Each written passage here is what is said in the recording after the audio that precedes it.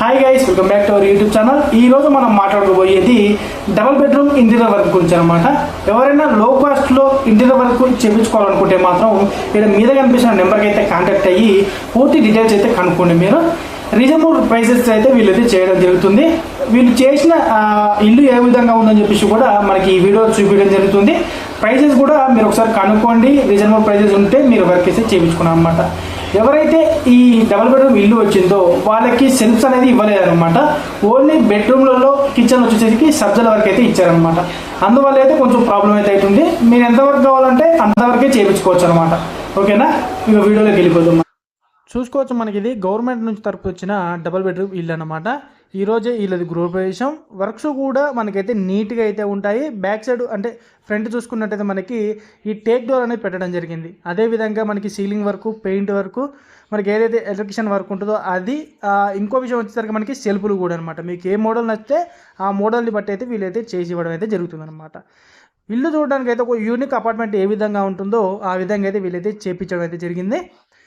ఇంకో విషయానికి వచ్చేసరికి అయితే ఇలా పైసలు ఉన్న వాళ్ళకి కూడా డబుల్ బెడ్రూమ్ ఇల్లు ఎందుకు ఇస్తున్నారని కొంతమంది అడుగుతున్నారు అనమాట.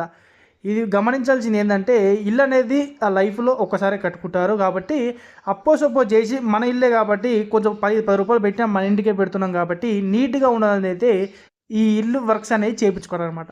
ఏదో పైసలు ఉన్నాయి కదా అని చేయించుకోరనమాట. ఓకేనా, ఇక విషయానికి వచ్చేసరికి అయితే మీరు టైల్స్ కూడా చూసుకోవచ్చు. మీకు డిజైన్ బట్టి ఉంటుందన్నమాట.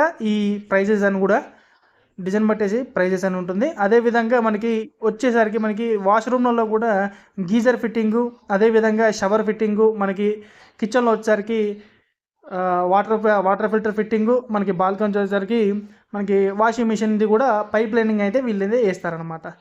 అదేవిధంగా మనకి ఈ డస్ట్ అనేది కింద ఎక్కువ ఉంటుంది కాబట్టి ఆ డస్ట్ అనేది తీసేసి ఒక 2 ఇంచెస్ మందం తీసేసి వీళ్ళు టైల్స్ అయితే వేయడం జరుగుతుంది. వచ్చేసరికి కిచెన్ అనమాట.